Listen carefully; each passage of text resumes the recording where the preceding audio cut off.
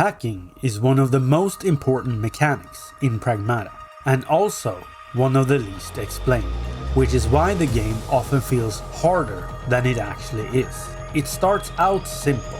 Aim your weapon, open the hacking matrix, complete the sequence, and the enemy becomes vulnerable. But what the game doesn't really explain is that hacking isn't just a mechanic, it's how you control the fight. Every completed hack exposes weak points and opens a damage window, shown by the icon here. But more importantly, you can do it over and over again. Hacking doesn't just create an opportunity, it is your damage. Every completed hack deals damage on its own. The total amount of damage dealt depends on Diana's hacking level, which also determines how long enemies stay vulnerable. Which means a higher hacking level doesn't just hit harder, it gives you more time to finish the fight. And once you understand that, upgrading Diana's hacking skill becomes an obvious priority. When you complete a hack, a small timer appears, showing how long the enemy will stay vulnerable.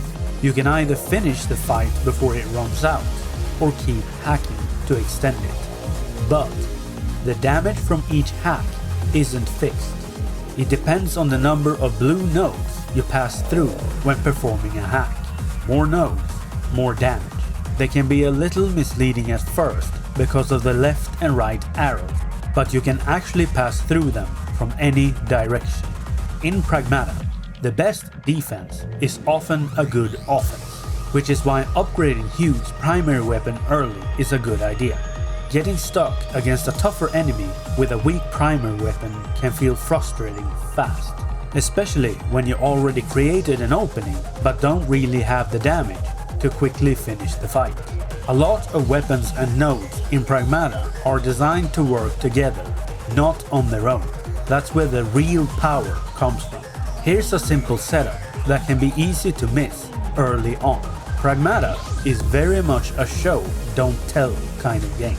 It wants you to experiment, which also means a lot of things are easy to overlook. For example, using the decode node to increase damage, combined with something like the shockwave gun at close range, already makes a noticeable difference.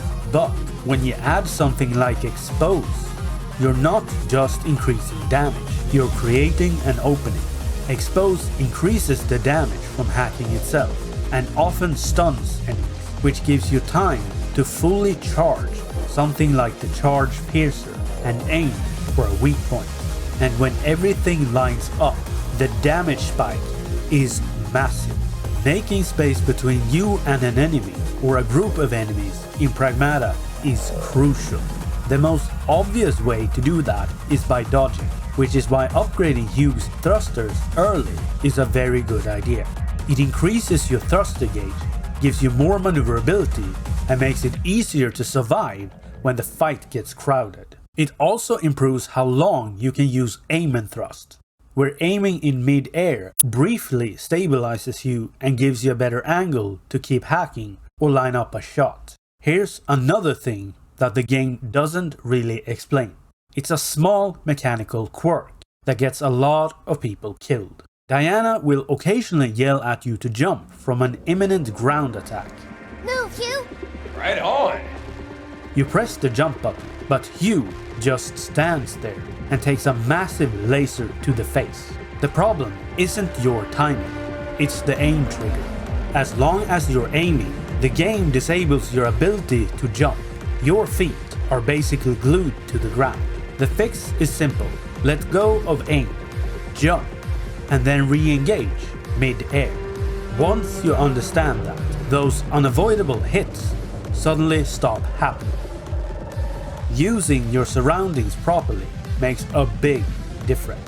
Getting behind a barrier and breaking line of sight with an enemy will interrupt your current hack, but it also gives you time to reset the fight, time to plan your next move, switch to a different weapon, or recover some health, because healing in Pragmata takes forever.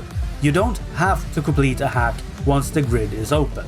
You can break line of sight to reposition, which closes the hacking menu, but when you bring it back up, your progress is still there. so you can pick up right where you left off. You can even backtrack if you need to.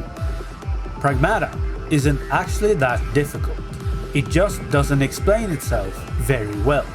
But once you understand how it works, the game stops fighting you and starts working with you. I hope that these tips helped, and if you enjoy the video, subscribe for more. Now have a great time playing Pragmata.